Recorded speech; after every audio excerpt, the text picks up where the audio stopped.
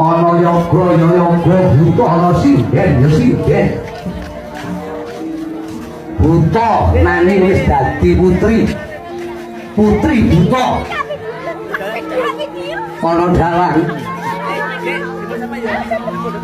buta nanging wis insap warna-warna busane Sang Prabu Bawanaraka Sura Cina Indra Kanthi kaya panjraing Puspita.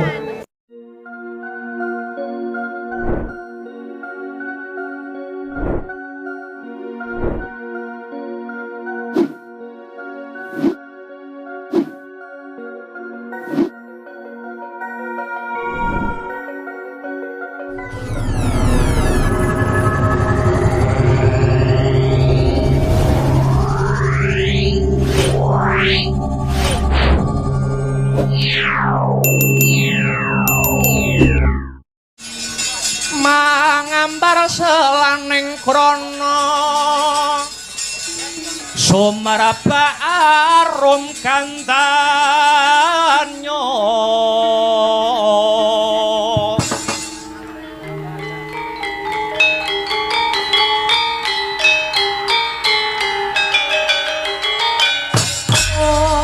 Kandanyo sasmita jati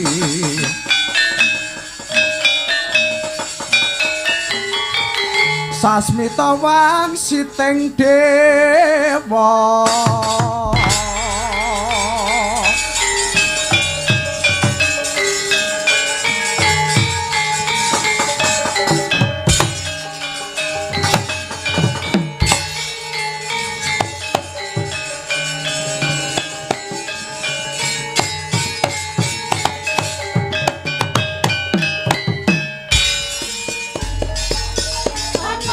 Jangan gambar selanya krono gendanya mriang wangi kukusing bangetai ing antariksa minangka sasmitane kang para jawata udane kang arum-arum nyata kang dadi pratandha Rajo kang sinetro ya mas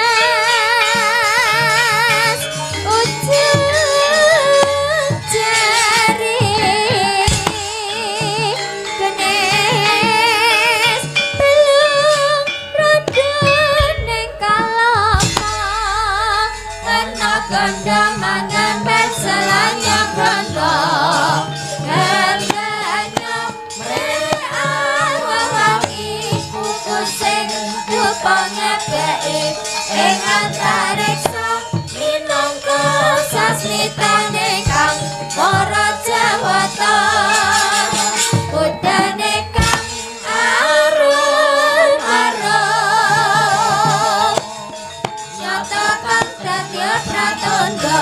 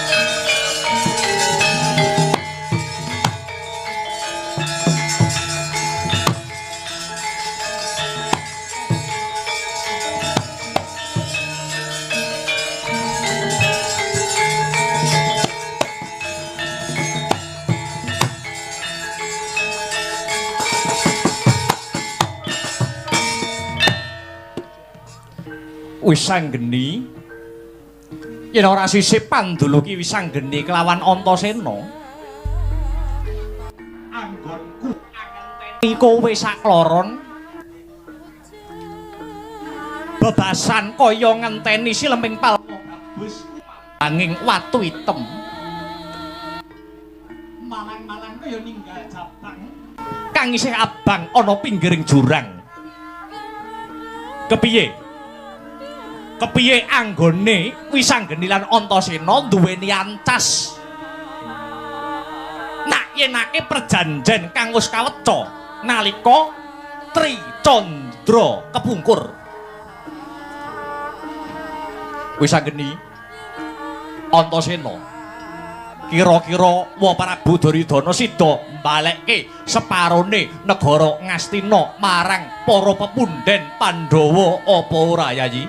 Iya, kepiye Yayi? Yen Siwa Duryudana sida balekake separone negara Ngastina, tegese ora rugi anggone para putra-putra Pandhawa mangas Rama ana Tegal Kurusetra kene.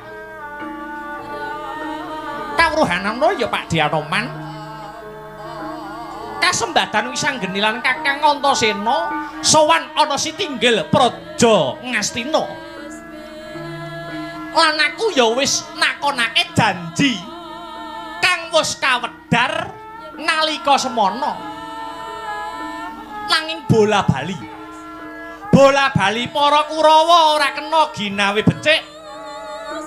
Wegah nampa wewarah nampik marang pitutur becik duwa piwulang utama. Tur dasare sajake Ngastina wis tata-tata Pakde. Lho, tata-tata piye Wisanggeni? Ngene Pakde. Kurawa wis duwe jago kanggo srana tranggulangi kridane para putra Pandhawa. Jago mau Asarira Brahmana kang peparap begawan Manik Maninten saka pertapan ngatas angin. Ana Sitinggil mau Brahmana mau wanuh-wani nantang marang Wisanggeni lan Kakang Antasena. Kepara wani gelar Giri Sayembara. Aja maneh kok separo seprapat sak pratelon negara Ngastina bakal dikukuhi dening wong Ngastina. Kena njaluk baline negara Ngastina, waton bisa ngilangi nyawane Brahmana kang dadi piyandele wong Ngastina kang peparep begawan Manik Maninten mau, Pakde. Weh lah dalah. Yen ngono wong Ngastina ngejak geger. Pancen kaya mangkono, Mbok Kapi. Mula yen pancen kaya mangkono, aja dikendhoni lehmu dandan kepara kenceng ana. Ayo enggal dipapakne. Putra Pandhawa kudu pilih tanding jroning jurit. Aja ninggal pengati-ati.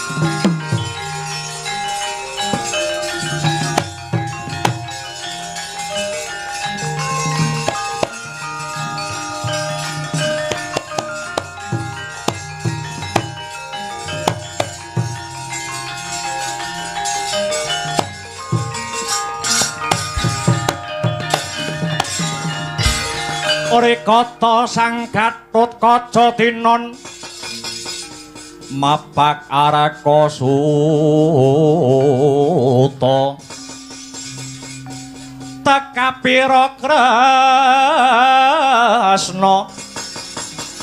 ong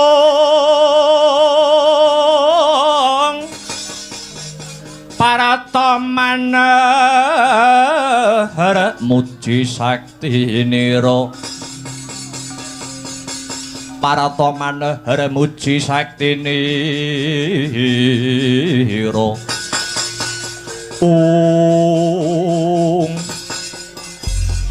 ngaklah ing tengahing dlanggung risang Gatotkaca nering ciptarasa ngambah dirgantara sigara ngencengi busanane apa to busanane caping Basurandra Kotang Antra Kusuma kasut padha kacerma yekti ana kuwasane dhewe-dhewe caping Basurandra yekti ana kuwasane lamun panas ora kepanasan nadyan udan ora kudanan Kotang Antra Kusuma apa to wardene Kotang bisa mabur tanpa lar mencolot tanpa sutang kasut padha kacerma kasut us ngarani padha sikil kacerma walulang senadyan lulang dumadi saka walungsunganing Sang Hyang Nagaraja dayane ngembah lemah sangar kayiwaing sarta ngungkuli pendhita tapa dadya tawa tawi tawar us jangkep busane Raden Gatotkaca sigara cancut tali wanda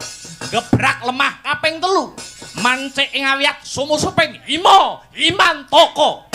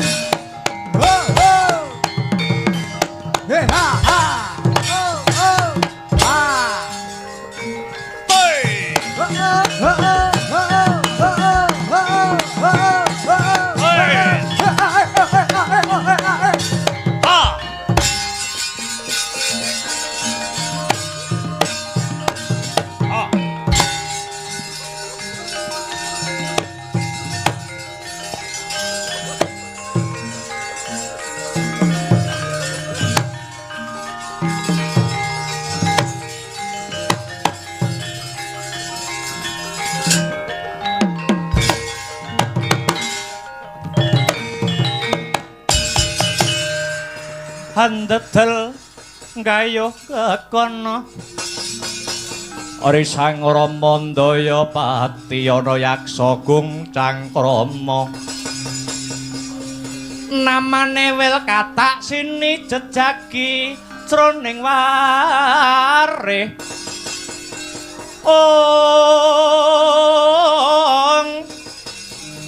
Mbadhok ulam tanpa tuwuk mina-mina jero jaladri mila gugu saben ari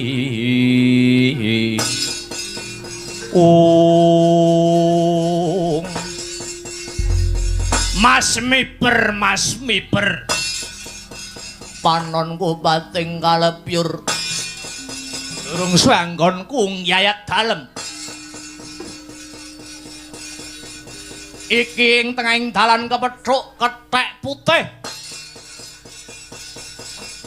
yen ora sisip kang dadi paningalku kowe sing jenenge Anoman iya pancen kapara nyata bari takon kowe sapa piye kowe sapa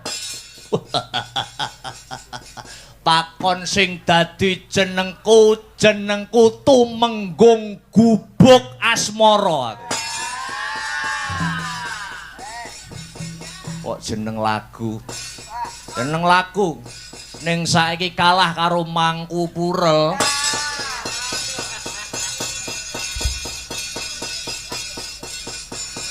apa wigatine dene pendirangan mripatmu kowe Srenggala ing mangsa pagebluk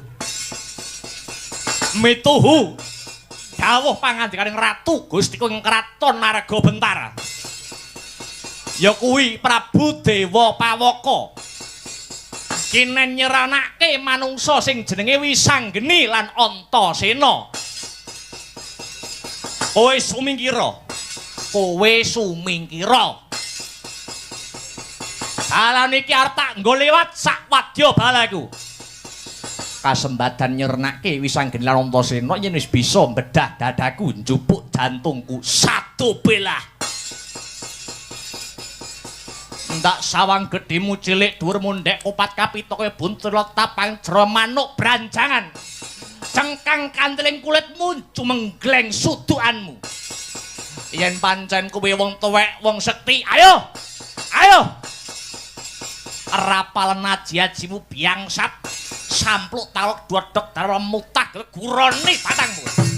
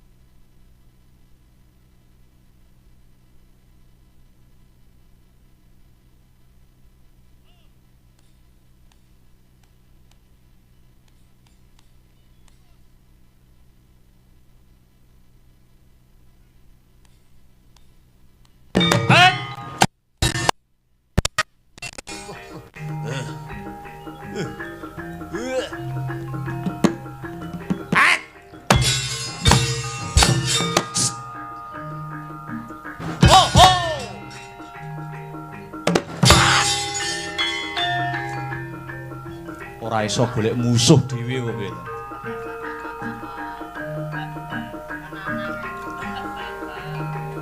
Wong sore wit sore sing glenik aku lho, bareng wayah denge kok kono sing ngenyangi lho.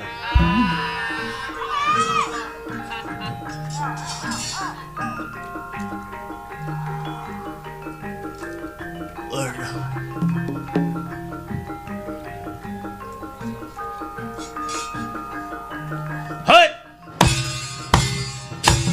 Hei!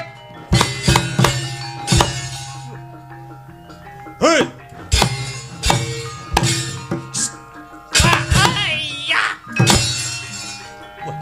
Males.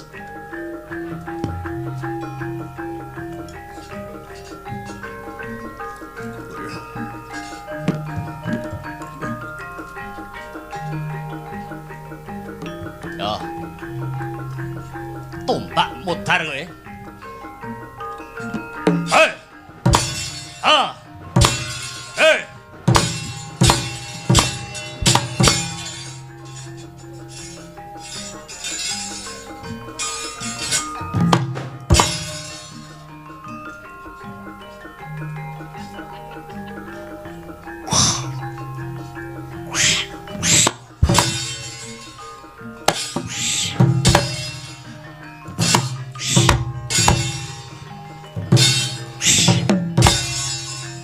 Wingking.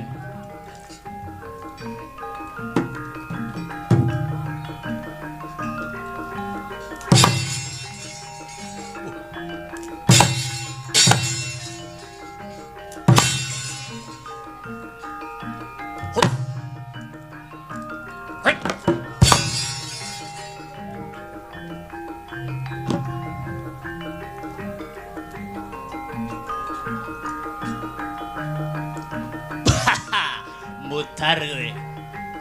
Ora weruh, ora sepira kasektenmu. Ayo. Iki tumenggung kumandang garba. Nyatane pranakan Pandhawa wis bisa mati tening dayaku.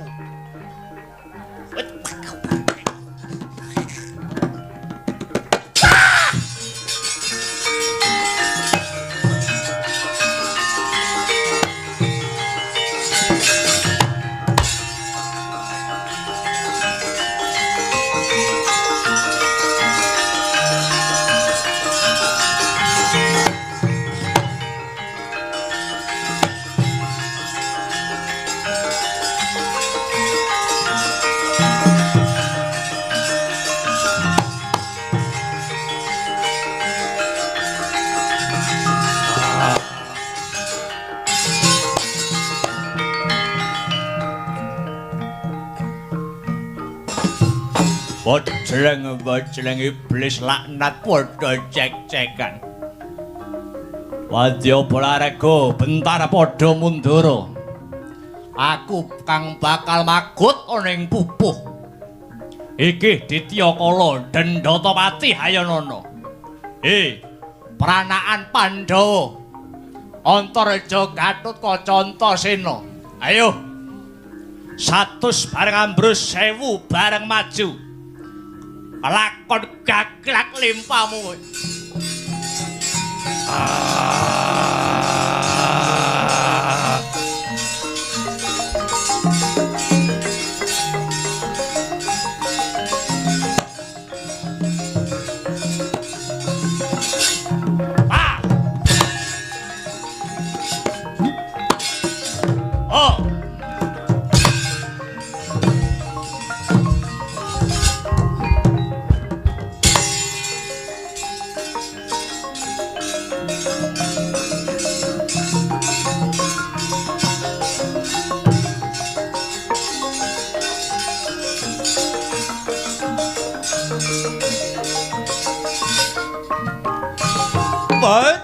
Menungso sisik sapa no? Antaraja. Wah. Ayo maju legane atiku. Geget siung pengapit baliaran ora bakal mundur jangkah mungsuh karo dapuramu. Wah. Antomo. Ayo coban le. Ayo.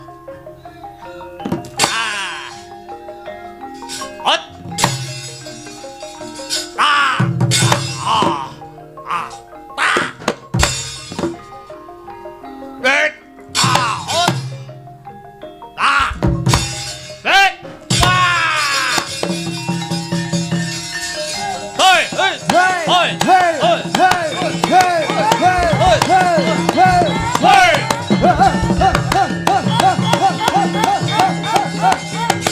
Ah.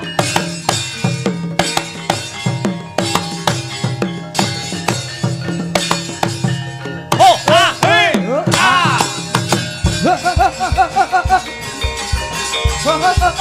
Hei, hei, hei.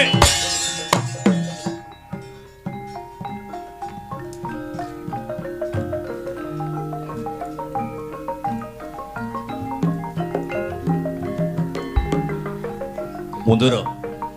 Cah nom nek dorang ngatasi iki. Ya mundur.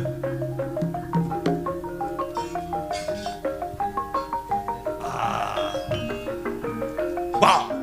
Ah. Ah. Ah. Ya. Ah. Ah. Ayo.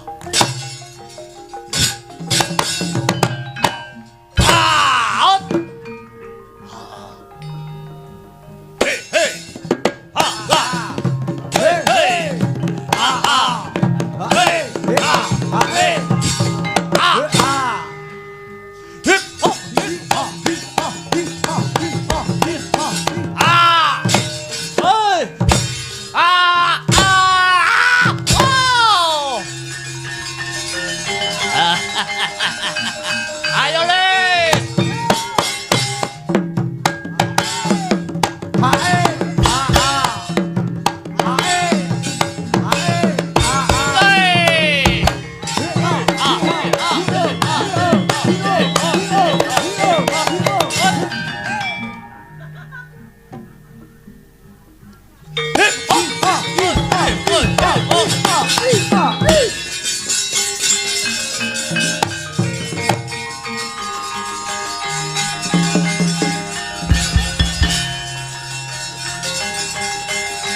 Wah.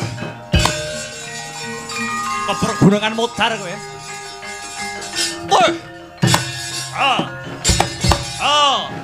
Ah, oh. Ah, oh. Baleni. Hai. Oh. Oh. Oh, oh, oh. Ah, oh. Oh, ah, ah, ah.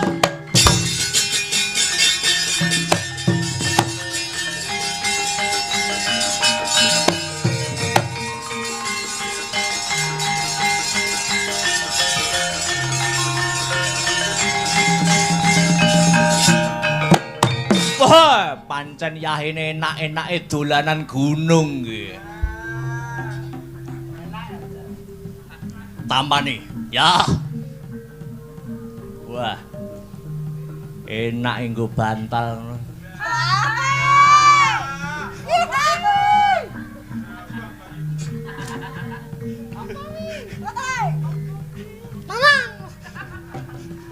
Ho! Wah. Tampani. Ho! Ha! Hot! Wah!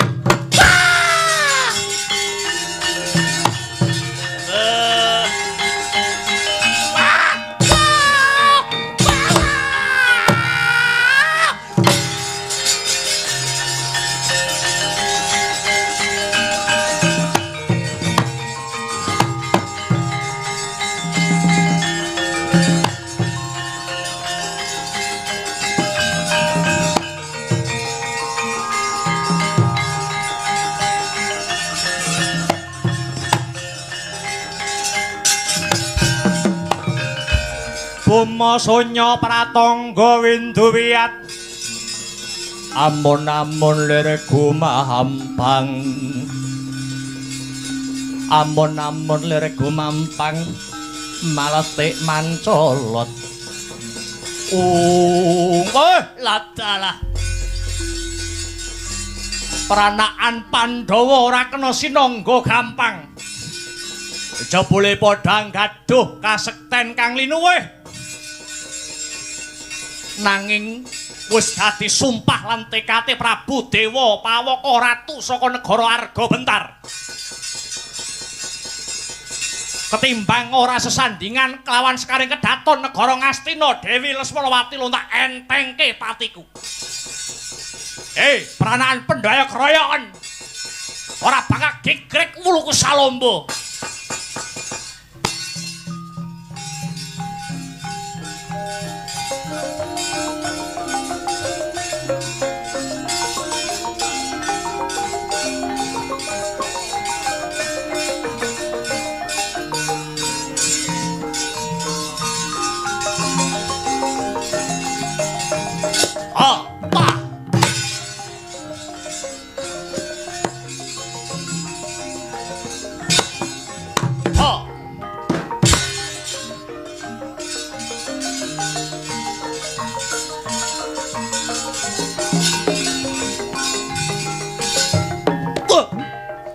Satria mencorong dadane ke meteor.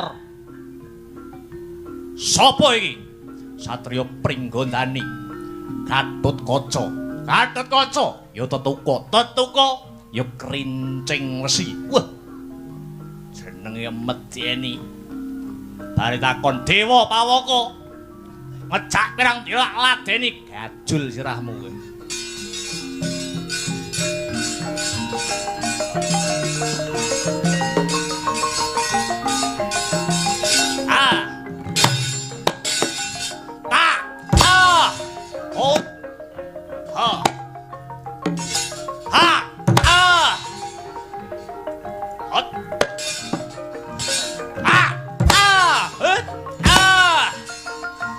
Kumpulke, ho, ayo,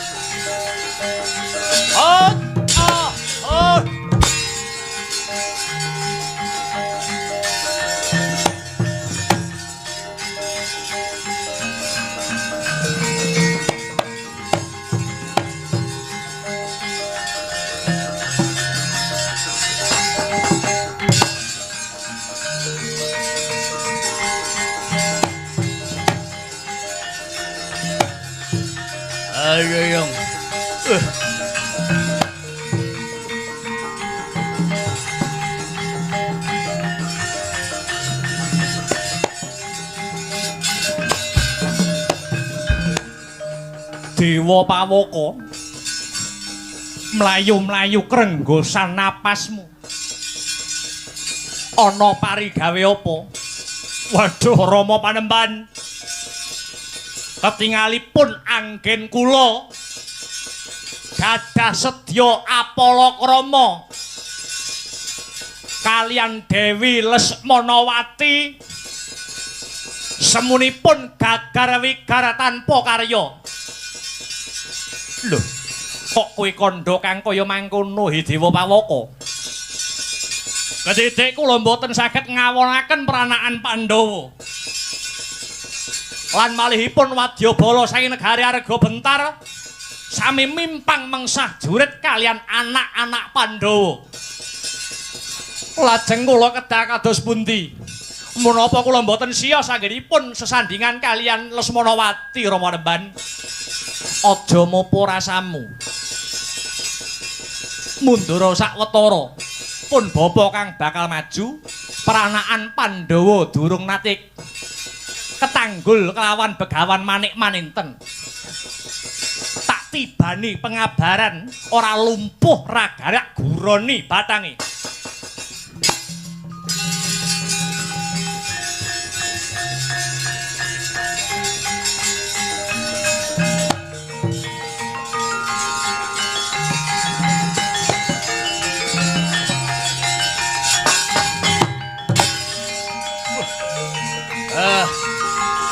Mutar kowe Pandhawa.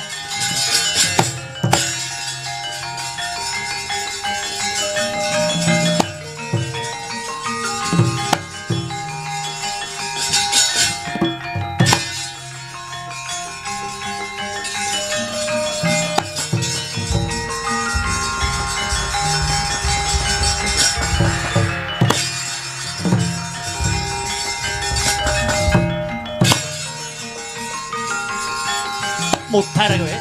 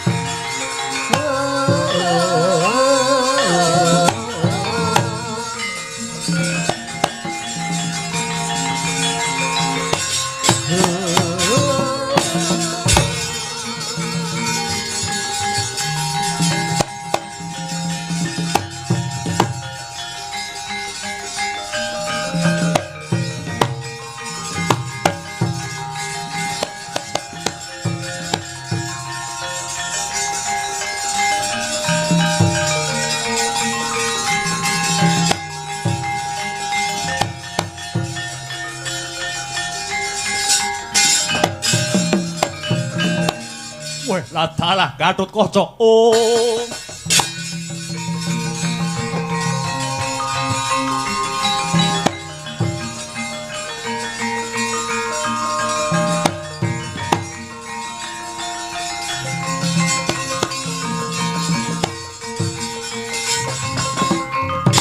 Kang Gatot.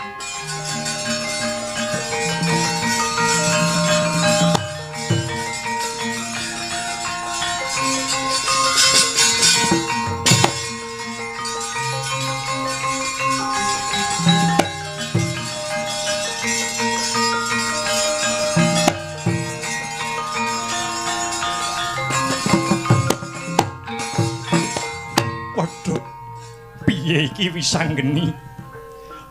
Gatotkaca kena pengabaraning Begawan Manik Maninten. Satemah nglumpruk tanpa daya. Piye le, Ni Wisanggeni? Apa kudu aku sing maju le? Nandingi Pandhita kae. Aja Kakang. Yen ngono ora bakal rampung perkara iki. Pancen Pandhita siji kae rada nganeh-nganehi. Ing ngatasé Kakang Gatot kondhang sekti mandraguna. Otot kawat balung wesi. Nanging bareng ketiban pengabare Begawan Manik Maninten kaya dilolosi otot bebayune Kakang. Banjur prayogane kepiye le Wisanggeni? Ngene Kakang, becik Kakang Gatot gawanan mundur luwih dhisik. Aku bakal munggah ana kayangan gugat marang para dewa. Kenang apa kok Brahmana sing duweni watak angkara murka diwenehi kasekten sing menjila? Dewa ora adil, Kang.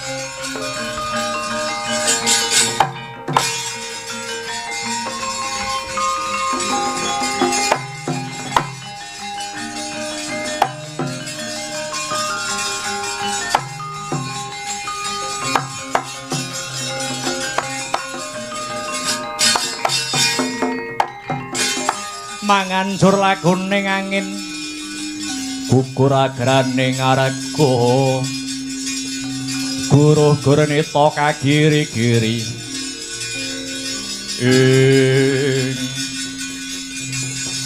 perang kuwi ora mung nganggo akal ning ya kudu nganggo akal yen Wisanggeni maju ngadepi Begawan Manik-Maninten ora wurunga nasibe Wisanggeni ya padha kelawan Kakang Gatotkaca ya aku mundur ora teges aku kalah ning Wisanggeni bakale munggah ana kahyangan gugat mring para Jawata ing ngatasé Brahmana sing hambek nista Budi Candala duweni kadigdayan sing ngedap-edapi.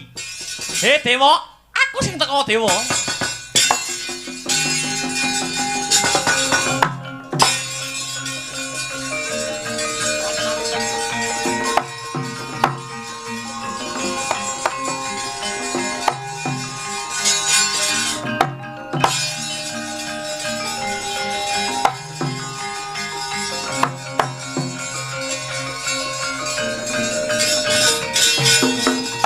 Pandita Karya Wangsit pindha kumbang aja ping tawang susuh angin ngendi nggone pranaan Pandhawa padha ngucreng pupuh sakwise Gatotkaca ndak tibani pengabaran pranaan Pandhawa liyane padha umpetan ora ana sing jedul ngiras pantes aku bakal neter urip mbuktekake yen jagat iki ana regemaning Begawan Manik-Maninten. He Pandhawa, kowe ana ngendi? Anak-anakmu wis kasor yuda mungsuh tanding kelawan aku. He Pandhawa, ketemu kelawan Begawan Manik-Maninten kelakon tak sampurnake nyawamu Pandhawa.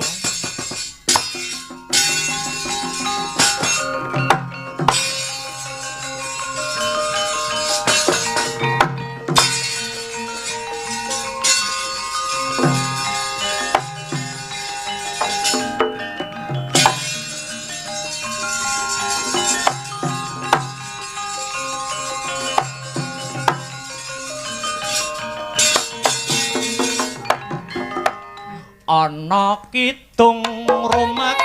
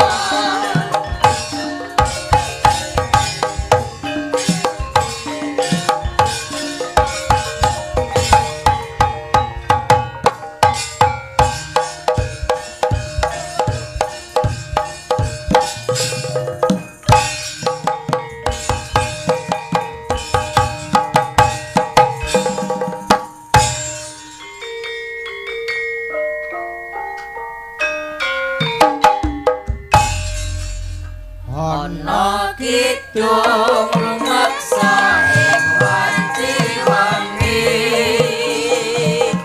teko ayu luputa ing lara luputa dilai kabeh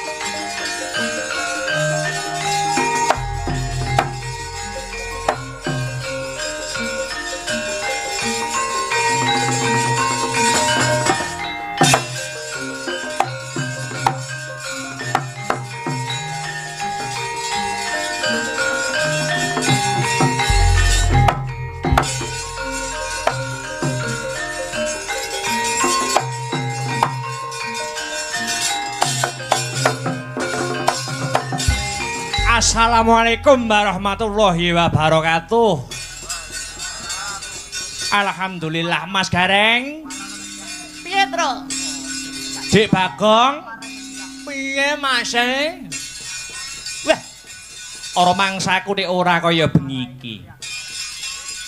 Bombong kaworan bungah dan suatu penghormatan aku Mas Gareng lan Dik Bagong bisa sowan ana ing desa Kemloko Legi ya Mas Gareng. Wah, tenan kok, Le. Ora mangsa yen desa Kemloko Legi kene iki wis tak acungi jempol loro. Kok iso ngarani suatu penghormatan ki nalare piye, Mas? Terbukti ya toh. Desa kene Kemloko Legi masih memegang teguh tradisi dan budaya yang menjadi jati diri suatu bangsa. Oh ngono. Heeh. Arepa perkembangan globalisasi, perkembangan zaman sing saya canggih, sing saya pesat, nanging sak bisa-bisa awake dhewe dadi bocah nom-noman aja nganti kelangan karo sing jenenge budaya, ya toh? Indonesia bisa dikenal sampai luar negeri, sampai mancanegara ya merga saka budayane. Oh ngono. Heeh. Maneka warna suku adat budaya agama ning ora cecungkrahan ning bisa manunggal sawiji. Oh iya iya iya, heeh. Sesuatu sing beda-beda ki malah ndadekke endah, ning padha ki malah rumangsane malah biasa. Kembang kae yen wis sak werna ngono ki malah ora ndadekke suatu keindahan ning maneka warna. Wujute maneka warna. Rupane iki malah ndadekke kaendahan. Iya Le, Tru. Wah, luar biasa. Uga aja lali ngaturke panuwun terima kasih ya Mas Metro. Heeh. Dumateng Bapak Lurah Pepunden kula sedaya panitia lan seluruh warga masyarakat ingkang pidalem wonten ing Desa Kemloko Legi. Semoga kedepannya dapat selalu menjalin hubungan persaudaraan ini. Amin ya robbal alamin. Wah, luar biasa. Acarane bersih desa yen ora metu lancaran bersih desa kurang afdol. Masuk. Mas Heru karepe nyuwara. Wah. Tunjukkan kemampuanmu. Nganu, apa iki? Wah, mau rombongane lagi teko ya toh. Penabuh urung dandan Mas Heru wis konser ning dhuwur. Wah. Nyambut fan kok. Wah iya no. Jackson lah iya. Wah. Monggo pelok barang. Nah.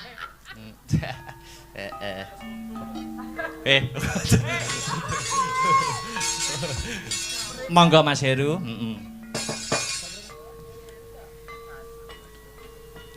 Apan niku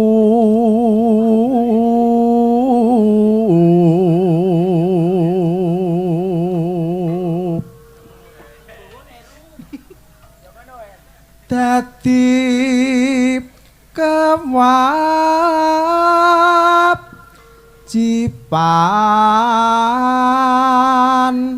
baku